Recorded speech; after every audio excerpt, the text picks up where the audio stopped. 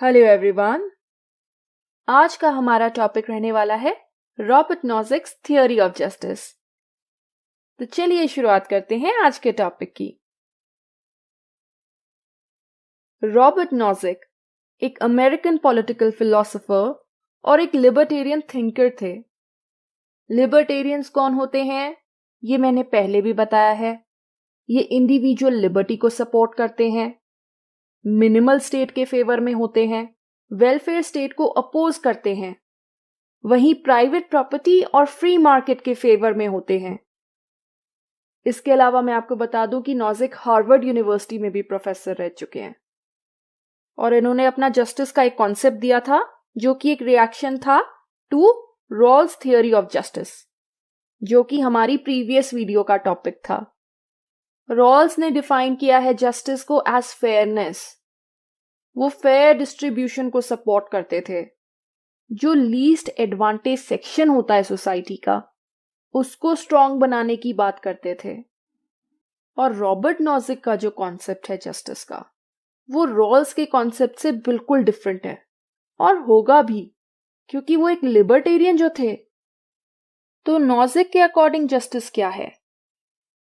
उनका मानना था कि किसी भी रिसोर्स का डिस्ट्रीब्यूशन जस्ट होता है अगर एक पर्सन ने उस रिसोर्स को लेजिटिमेट मीन्स के थ्रू एक्वायर किया है। सो लेट्स सपोज कि आपने किसी रिसोर्स को लेजिटिमेट तरीके से एक्वायर किया है, तो वो एक जस्ट डिस्ट्रीब्यूशन कहलाएगा। आपका उस रिसोर्स पर इंटाइटलमेंट होगा, आपका एक प्रॉपर राइट होगा उस रिसोर्स पर, क्योंकि आपने उन्हें लेजिटिमेट मीन्स के थ्रू एक्वायर किया है। और वो लेजिटिमेट मीन्स कौन से हैं? वो हैं 3 principles of acquisition, voluntary transfer and rectification, जो कि हम आगे चलकर समझने वाले हैं। यहां पर मैं आपको एक बात और बता दूं, नॉजिक ने रिसोर्सेज या प्रॉपर्टी शब्द की बजाय होल्डिंग्स वर्ड का प्रयोग किया है। होल्डिंग वर्ड का मीनिंग भी प्रॉपर्टी, रिसोर्स या वेल्थ ही है। हिंदी में कहते हैं संपत्ति। तो मैं इन तीनों वर्ड्स को इंटरचेंजेबली यूज करूंगी, आपको कंफ्यूज नहीं होना है। और इनका जो सबसे इंपॉर्टेंट वर्क है that is anarchy, state and utopia. इसी वर्क में उन्होंने अपना थियोरी ऑफ जस्टिस दिया है। इसके अलावा philosophical explanations and nature of rationality भी उनके इंपॉर्टेंट वर्क्स हैं। तो आइए अब समझते हैं रॉबर्ट नॉजिक की थियोरी ऑफ जस्टिस को, जिसे एंटाइटलमेंट थियोरी भी बोला जाता है और entitlement theory of distributive justice भी बोला जाता है। So first of all, Robert Nozick की थियोरी ऑफ जस्टिस का जो आधार है वो है राइट्स। जिस प्रकार रॉल्स की थियोरी सोशल जस्टिस और इक्वालिटी पर आधारित है, नॉजिक की थियोरी आधारित है राइट्स पर। राइट्स को ही उन्होंने एंटाइटलमेंट कहा है। उनका मानना है कि अगर एक पर्सन का किसी चीज पर राइट है या वो उसे लेजिटिमेट तरीके से राइटफुली क्लेम कर लेता है, तो उस पर्सन का उस चीज पर इंटाइटलमेंट हो जाता है। लेट्स से अगर किसी जमीन के ऊपर एक पर्सन लेजिटिमेट तरीके से राइटफुल क्लेम कर लेता है, तो वो जमीन उसकी इंटाइटलमेंट है। तो इंटाइटलमेंट क्या होता है? राइट या राइटफुल क्लेम। एक ऐसा राइट या क्लेम जो जस्ट हो, लेजिटिमेट हो। और इसीलिए उनकी थियोरी को एंटाइटलमेंट थियोरी ऑफ जस्टिस कहा जाता है, क्योंकि ये राइट्स पर बेस्ड है जो कि होते हैं एंटाइटलमेंट। और अपनी थियोरी ऑफ जस्टिस के थ्रू नॉजिक स्टेट के बारे में 2 मेन व्यूज देते हैं। पहला ये कि वो एक मिनिमल स्टेट को सपोर्ट करते थे। ऐसी स्टेट मिनिमम फंक्शंस परफॉर्म करेगी, जैसे कि एक पर्सन की right to life, liberty and property को प्रोटेक्ट करना। इसके अलावा ये इंडिविजुअल की लाइफ में इंटरफेयर नहीं करेगी, एक्सेप्ट फॉर सम कंडीशंस जो मैं बाद में बताऊंगी। क्योंकि वो मानते थे कि एक ऐसी स्टेट जो मिनिमल स्टेट से ज्यादा फंक्शंस परफॉर्म करती हो, ऐसी स्टेट लोगों के राइट्स को वायलेट करती है। तो वो वेलफेयर स्टेट के अगेंस्ट थे। वो नहीं चाहते कि स्टेट वेलफेयर के फंक्शंस परफॉर्म करे, बिकॉज नॉजिक जैसे लिबर्टेरियन थिंकर्स का ये मानना था कि सोसाइटी जैसे चल रही है उसे चलने देना चाहिए। अगर स्टेट में पॉवर्टी है तो ऐसा नहीं होना चाहिए कि सरकार गरीबी हटाने के लिए कोई स्टेप्स ले, बिकॉज लिबर्टेरियंस का मानना था कि ये भी एक प्रकार की इनइक्वालिटी ही है।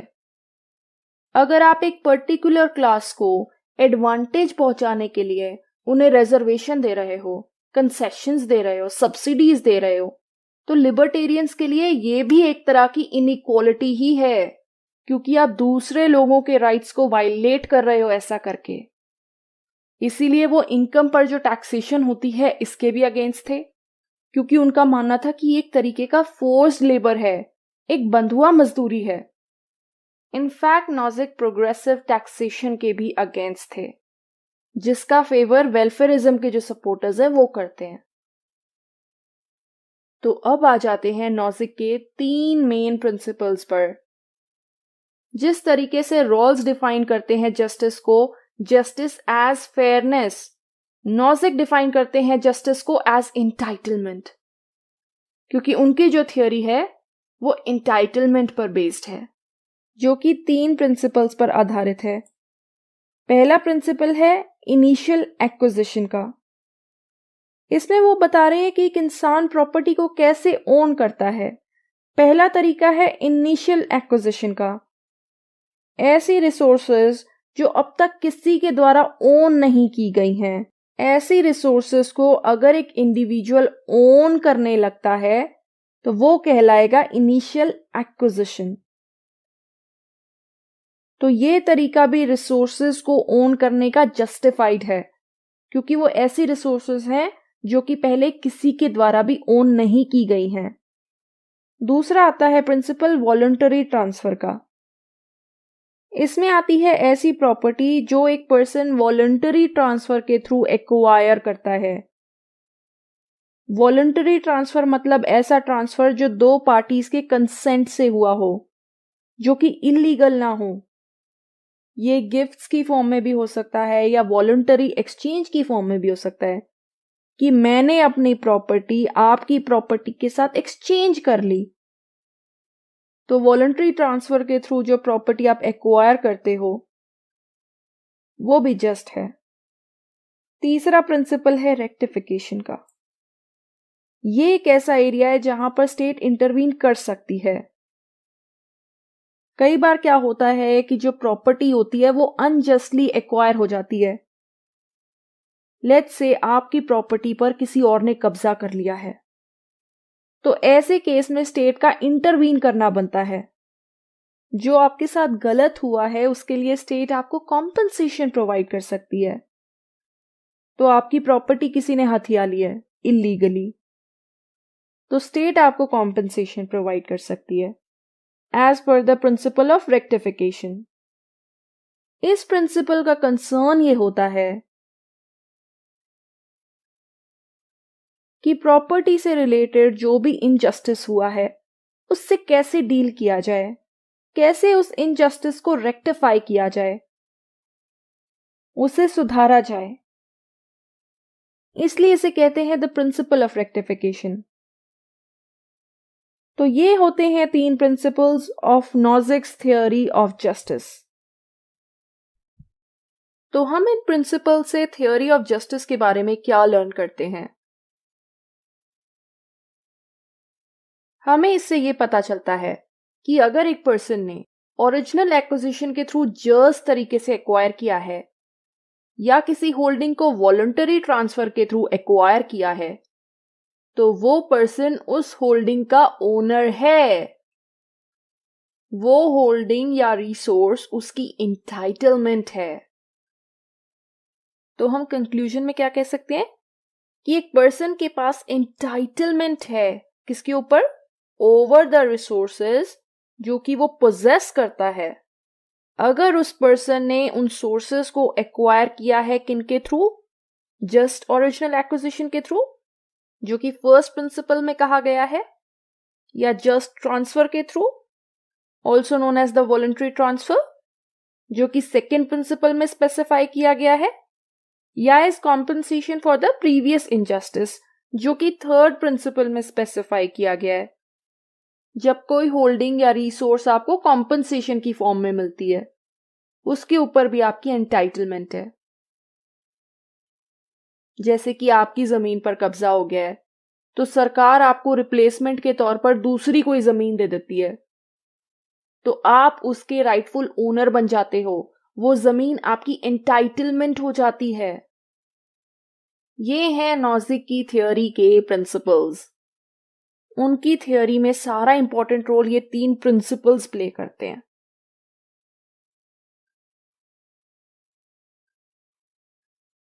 अब बात आती है कि स्टेट का क्या रोल है प्रॉपर्टी में या होल्डिंग में। लिमिटेड रोल है। लिबर्टेरियंस तो वैसे ही लिमिटेड स्टेट को सपोर्ट करते हैं। स्टेट को बस ये देखना है कि क्या प्रॉपर्टी सही तरीकों से एक्वायर की गई है, यानी कि प्रिंसिपल ऑफ इनिशियल एक्विजिशन के थ्रू एक्वायर की गई है। और स्टेट को यह भी देखना है कि प्रॉपर्टी इनहेरिट या ट्रांसफर सही तरीके से की जा रही है या नहीं की जा रही है। और अगर नहीं की जा रही है, तब स्टेट इंटरवीन कर सकती है, ताकि इंसान को किसी भी तरीके के फ्रॉड से बचाया जा सके। तो नॉजिक एक मिनिमल स्टेट को सपोर्ट करते हैं। वो रेगुलेटरी स्टेट के कॉन्सेप्ट को सपोर्ट करते हैं, जो कि एक मिनिमल स्टेट होती है। उसका काम होता है बस लोगों के right to life, liberty and property को प्रोटेक्ट करना। ऐसी स्टेट्स का वेलफेयर में कोई रोल नहीं होता है। और इकोनॉमिक स्फेयर में ये फ्री मार्केट के प्रिंसिपल को सपोर्ट करती हैं। ये एक तरीके से कैपिटलिस्ट सोसाइटीज की स्टेट होती हैं। ये कैपिटलिज्म को सपोर्ट करती हैं। अब सवाल ये आता है कि स्टेट इंटरवीन भी कर सकती है किसी मामले में या नहीं कर सकती है? बिल्कुल कर सकती है। वैसे तो ये स्टेट के इंटरफेरेंस के अगेंस्ट है, बट अगर सिटीजन्स को किसी भी प्रकार की वायलेंस से बचाना हो, थेफ्ट से बचाना हो या फ्रॉड से बचाना हो, ऐसी सिचुएशन में स्टेट्स इंटरवीन या इंटरफेयर कर सकती हैं, हस्तक्षेप कर सकती हैं। और अगर एक इंसान की लाइफ एंड लिबर्टी को खतरा हो किसी दूसरे पर्सन के या ग्रुप ऑफ इंडिविजुअल्स के एक्शंस की वजह से, तो ऐसे में भी स्टेट्स इंटरफेयर कर सकती हैं एक पर्सन की लाइफ एंड लिबर्टी को बचाने के लिए। इसके बाद नॉजिक हिस्टोरिकल प्रिंसिपल की भी बात करते हैं। अब ये क्या होता है, मैं आपको एग्जाम्पल के थ्रू समझा देती हूं।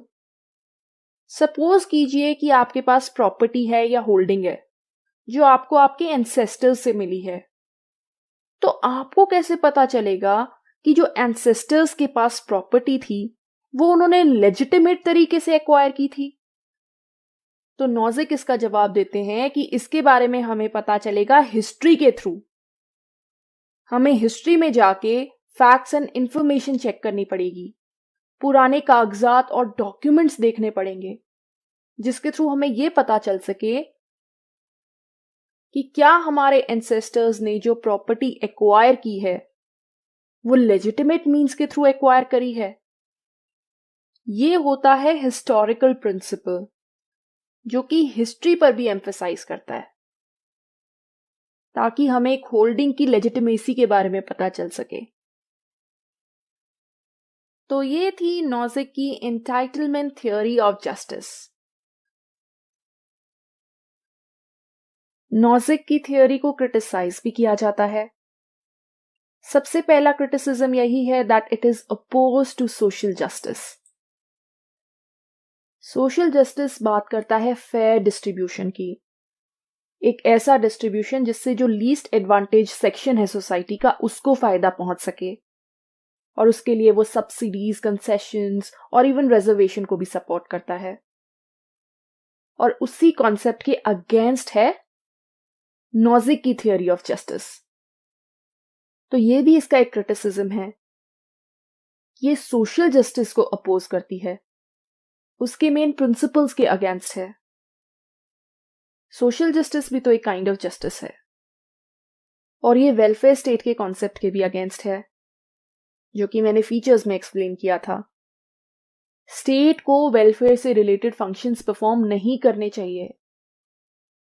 लेकिन सोचने वाली बात यह है कि अगर स्टेट ऐसा नहीं करेगी तो जो गरीब तबका है और जो डिसएडवांटेज सेक्शन है उसका वेलफेयर कौन करेगा? क्या एक गरीब गरीब ही रहेगा? क्या उसको कोई बेसिक फैसिलिटीज नहीं मिलेंगी? तो वेलफेयरिज्म के जो सपोर्टर्स हैं वो इस थियोरी को क्रिटिसाइज करते हैं। आप इसमें लास्की को इंक्लूड कर सकते हैं। Also it supports inequality. ये इनइक्वालिटी को जस्टिफाई करती है। इसका मानना है कि सोसाइटी में जैसा चल रहा है वैसा चलने दो। कोई अगर रिच से रिचर बन रहा है उसको बनने दो, और वहीं अगर कोई पुअर होता जा रहा है तो उसे होने दो। स्टेट को कुछ करने की जरूरत नहीं है, ना ही रिच और पुअर के गैप को कम करने की जरूरत है, क्योंकि ऐसा करना इंडिविजुअल के राइट्स का हनन या वायलेशन है। तो ये थियोरी इनइक्वालिटी को जस्टिफाई या सपोर्ट करती है, और इसीलिए मार्क्सिस्ट सपोर्टर्स भी इसे क्रिटिसाइज करते हैं, क्योंकि ये कैपिटलिस्ट स्टेट को सपोर्ट करती है, ये फ्री मार्केट को सपोर्ट करती है। रॉल्स वाली थियोरी में भी हमने इस पॉइंट की बात करी थी कि ये सिर्फ डिस्ट्रीब्यूशन की बात करती है। What about the production? Production की तो बात ही नहीं हो रही है, जो कि मेन सोर्स है इनइक्वालिटी का, according to the Marxist view. तो ये सारे व्यू पॉइंट्स जो हैं, ये जो मार्क्सिस्ट पर्सपेक्टिव है जस्टिस का, उसके अगेंस्ट हैं। This theory has been criticized as inhuman and immoral. Immoral और इनह्यूमन इस थियोरी ऑफ जस्टिस को इसलिए माना गया है बिकॉज नॉजिक इनइक्वालिटी को जस्टिफाई करते थे। उनका मानना था कि अगर कोई पुअर है, अगर कोई गरीब है, तो वो गरीब इसलिए है क्योंकि ये उसकी डेस्टिनी है, उसकी किस्मत है, और इसीलिए वो पुअर होना डिजर्व करते हैं। हमें उनका वेलफेयर करने की जरूरत नहीं है। अमीर लोगों से पैसा लेकर उनको देने की जरूरत नहीं है। तो ये जो व्यू पॉइंट है, इसे इनह्यूमन और इमोरल माना गया है, नैतिकता के ये खिलाफ है। बहुत ही एक इनसेंसिटिव पर्सपेक्टिव है। तो ये कुछ आधार हैं जिनके बेसिस पे नॉजिक की थियोरी ऑफ जस्टिस को क्रिटिसाइज किया जाता है। इसके अलावा आप एक और क्रिटिसिज्म ऐड कर सकते हैं कि ये जो थियोरी है ये सिर्फ कैपिटलिस्ट सोसाइटी के लिए ही हेल्पफुल है, वेलफेयर स्टेट से इसका कुछ लेना देना नहीं है। तो ये थे क्रिटिसिज्म्स नॉजिक की एंटाइटलमेंट थियोरी ऑफ जस्टिस के। हालांकि इसकी कुछ सिग्निफिकेंस भी है। नॉजिक ने एक unique type of theory of justice present करी है जो कि बेस्ड है इंटाइटलमेंट पर। वो इसकी एक सिग्निफिकेंस है। उन्होंने अपनी थियोरी ऑफ जस्टिस का आधार राइट्स को बताया है, जिन्हें इंटाइटलमेंट कहा गया है। तो एक यूनिक पर्सपेक्टिव ऑफर करती है जस्टिस का। इंडिविजुअल राइट्स के फेवर में है, इंडिविजुअल को प्रेफरेंस देती है ओवर द स्टेट, और मानती है कि एक पर्सन को हर प्रकार के राइट्स मिलने चाहिए जिस पर सरकार का भी कोई इंटरफेरेंस नहीं होना चाहिए, एक्सेप्ट अगर कोई पर्सन दूसरे की लाइफ को खतरा पहुंचा रहा है तो, या उसकी लिबर्टी और प्रॉपर्टी को खतरा पहुंचा रहा है तो।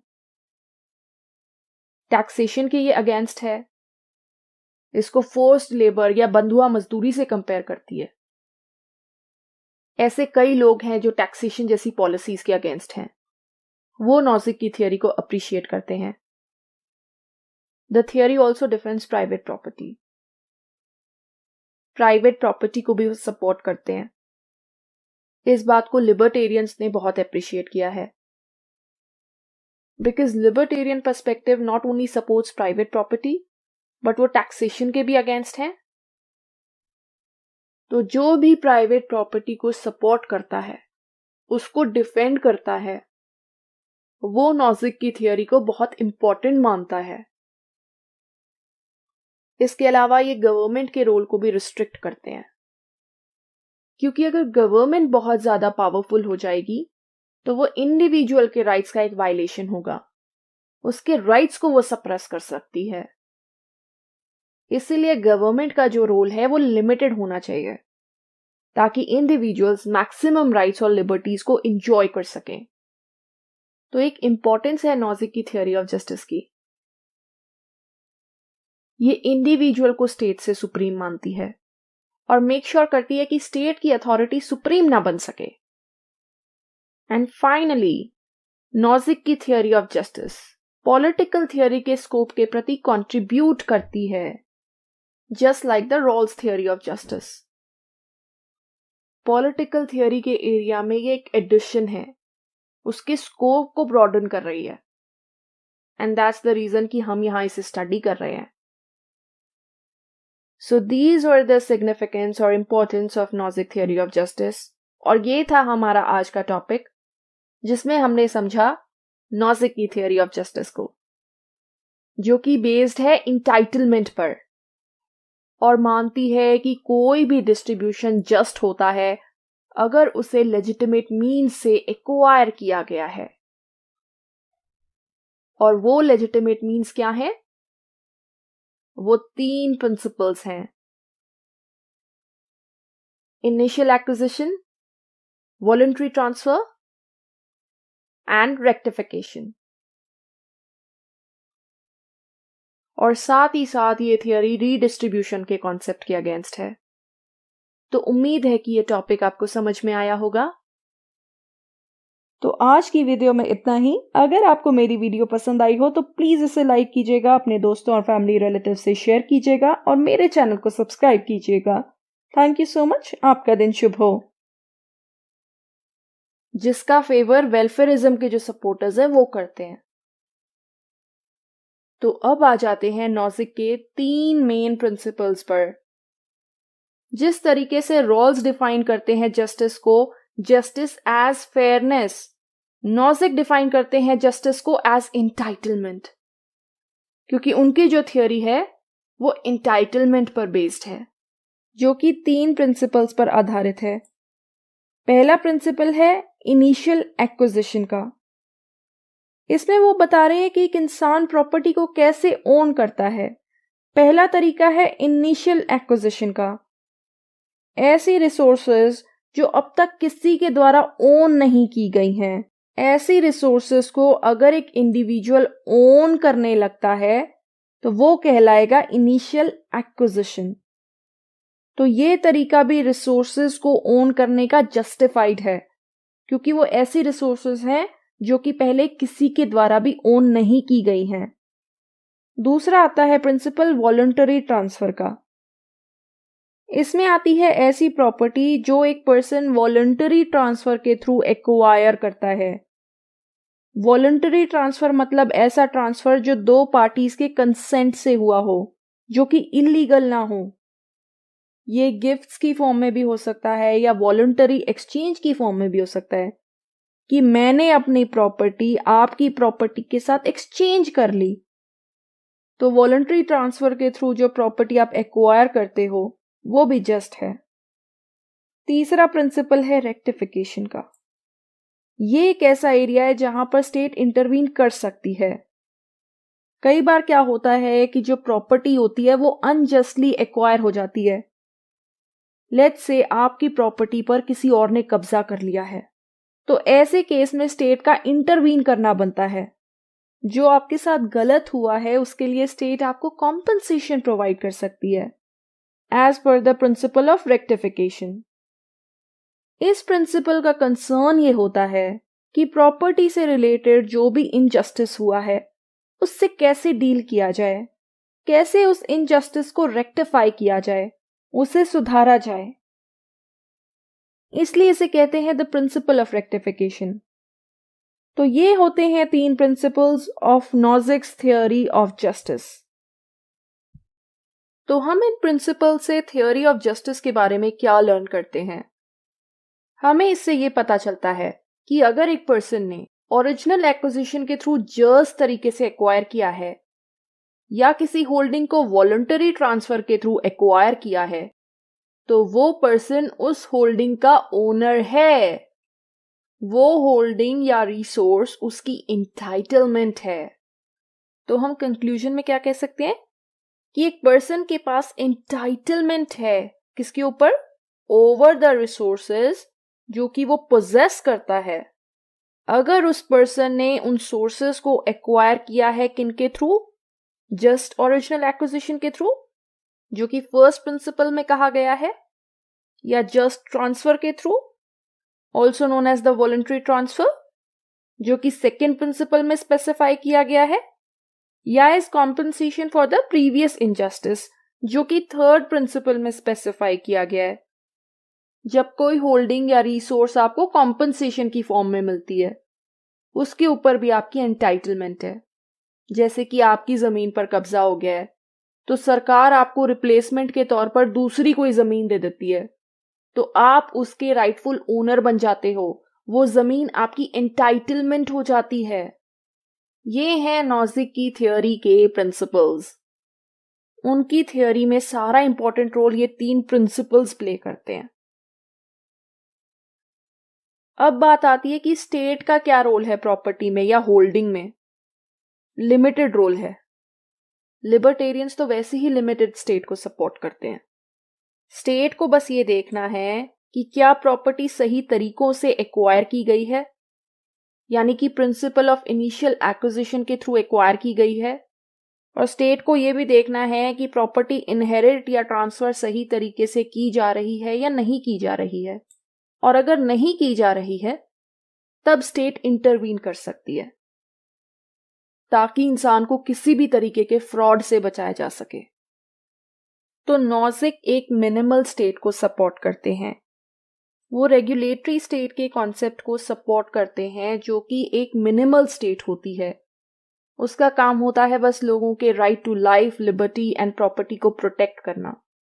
ऐसी स्टेट्स का वेलफेयर में कोई रोल नहीं होता है, और इकोनॉमिक स्फेयर में ये फ्री मार्केट के प्रिंसिपल को सपोर्ट करती हैं। अब सवाल ये आता है कि स्टेट इंटरवीन भी कर सकती है किसी मामले में या नहीं कर सकती है? बिल्कुल कर सकती है। वैसे तो ये स्टेट के इंटरफेरेंस के अगेंस्ट है, बट अगर सिटीजन्स को किसी भी प्रकार की वायलेंस से बचाना हो, थेफ्ट से बचाना हो या फ्रॉड से बचाना हो, ऐसी सिचुएशन में स्टेट्स इंटरवीन या इंटरफेयर कर सकती हैं, हस्तक्षेप कर सकती हैं। और अगर एक इंसान की लाइफ एंड लिबर्टी को खतरा हो किसी दूसरे पर्सन के या ग्रुप ऑफ इंडिविजुअल्स के एक्शंस की वजह से, तो ऐसे में भी स्टेट्स इंटरफेयर कर सकती हैं। इसके बाद नॉजिक हिस्टोरिकल प्रिंसिपल की भी बात करते हैं। अब ये क्या होता है मैं आपको एग्जाम्पल के थ्रू समझा देती हूं। सपोज कीजिए कि आपके पास प्रॉपर्टी है या होल्डिंग है जो आपको आपके एंसेस्टर्स से मिली है। तो आपको कैसे पता चलेगा कि जो एंसेस्टर्स के पास प्रॉपर्टी थी वो उन्होंने लेजिटिमेट तरीके से एक्वायर की थी? तो नॉजिक इसका जवाब देते हैं कि इसके बारे में हमें पता चलेगा हिस्ट्री के थ्रू। हमें हिस्ट्री में जाके फैक्ट्स एंड इंफॉर्मेशन चेक करनी पड़ेगी, पुराने कागजात और डॉक्यूमेंट्स देखने पड़ेंगे, जिसके थ्रू हमें यह पता चल सके कि क्या हमारे एंसेस्टर्स ने जो प्रॉपर्टी एक्वायर की है वो लेजिटिमेट मींस के थ्रू एक्वायर करी है। ये होता है हिस्टोरिकल प्रिंसिपल, जो कि हिस्ट्री पर भी एम्फसाइज करता है ताकि हमें एक होल्डिंग की लेजिटिमेसी के बारे में पता चल सके। तो ये थी नॉजिक की entitlement theory of justice. Nozick की थ्योरी को क्रिटिसाइज भी किया जाता है। सबसे पहला क्रिटिसिज्म यही है that it is oppose to social justice. Social justice बात करता है फेयर डिस्ट्रीब्यूशन की, एक ऐसा डिस्ट्रीब्यूशन जिससे जो लीस्ट एडवांटेज सेक्शन है सोसाइटी का उसको फायदा पहुंच सके, और उसके लिए वो सब्सिडीज, कंसेशंस और इवन रिजर्वेशन को भी सपोर्ट करता है। और उसी कॉन्सेप्ट के अगेंस्ट है नॉजिक की थियोरी ऑफ जस्टिस, और ये वेलफेयर स्टेट के कॉन्सेप्ट के भी अगेंस्ट है, जो कि मैंने फीचर्स में एक्सप्लेन किया था। स्टेट को वेलफेयर से रिलेटेड फंक्शंस परफॉर्म नहीं करने चाहिए, लेकिन सोचने वाली बात यह है कि अगर स्टेट ऐसा नहीं करेगी तो जो गरीब तबका है और जो डिसएडवांटेज सेक्शन है उसका वेलफेयर कौन करेगा? क्या एक गरीब गरीब ही रहेगा? क्या उसको कोई बेसिक फैसिलिटीज नहीं मिलेंगी? तो वेलफेयरिज्म के जो सपोर्टर्स हैं वो इस थियोरी को क्रिटिसाइज करते हैं। आप इसमें लास्की को इंक्लूड कर सकते हैं। Also it supports inequality. ये इनइक्वालिटी को जस्टिफाई करती है। इसका मानना है कि सोसाइटी में जैसा चल रहा है वैसा चलने दो। कोई अगर रिच से रिचर बन रहा है उसको बनने दो, और वहीं अगर कोई पुअर होता जा रहा है तो उसे होने दो। स्टेट को कुछ करने की जरूरत नहीं है, ना ही रिच और पुअर के गैप को कम करने की जरूरत है। और इसीलिए मार्क्सिस्ट सपोर्टर्स भी इसे क्रिटिसाइज करते हैं, क्योंकि ये कैपिटलिस्ट स्टेट को सपोर्ट करती है, ये फ्री मार्केट को सपोर्ट करती है। रॉल्स वाली थियोरी में भी हमने इस पॉइंट की बात करी थी कि ये सिर्फ डिस्ट्रीब्यूशन की बात करती है। What about the production? Production की तो बात ही नहीं हो रही है, जो कि मेन सोर्स है इनइक्वालिटी का, according to the Marxist view. तो ये सारे व्यू पॉइंट्स जो हैं, ये जो मार्क्सिस्ट पर्सपेक्टिव है जस्टिस का, उसके अगेंस्ट हैं। This theory has been criticized as inhuman and immoral. Immoral और इनह्यूमन इस थियोरी ऑफ जस्टिस को इसलिए माना गया है बिकॉज नॉजिक इनइक्वालिटी को जस्टिफाई करते थे। उनका मानना था कि अगर कोई पुअर है, अगर कोई गरीब है, तो वो गरीब इसलिए है क्योंकि ये उसकी डेस्टिनी है, उसकी किस्मत है, और इसीलिए वो पुअर होना डिजर्व करते हैं।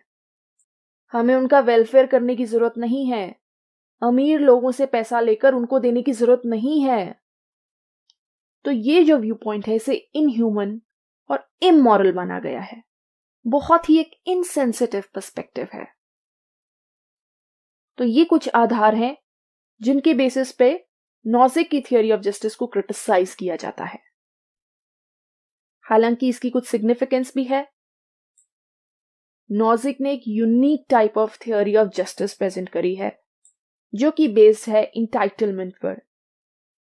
उन्होंने अपनी थियोरी ऑफ जस्टिस का आधार राइट्स को बताया है, जिन्हें इंटाइटलमेंट कहा गया है। तो एक यूनिक पर्सपेक्टिव ऑफर करती है जस्टिस का। इंडिविजुअल राइट्स के फेवर में है, इंडिविजुअल को प्रेफरेंस देती है ओवर द स्टेट, और मानती है कि एक पर्सन को हर प्रकार के राइट्स मिलने चाहिए, जिस पर सरकार का भी कोई इंटरफेरेंस नहीं होना चाहिए, एक्सेप्ट अगर कोई पर्सन दूसरे की लाइफ को खतरा पहुंचा रहा है तो। टैक्सेशन के ये अगेंस्ट है, इसको फोर्स्ड लेबर या बंधुआ मजदूरी से कंपेयर करती है।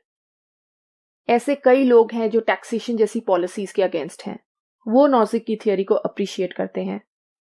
प्राइवेट प्रॉपर्टी को भी सपोर्ट करते हैं, because libertarian perspective not only supports private property but वो टैक्सेशन के भी अगेंस्ट हैं। तो जो भी प्राइवेट प्रॉपर्टी को सपोर्ट करता है, उसको डिफेंड करता है, वो नॉजिक की थियोरी को बहुत इंपॉर्टेंट मानता है।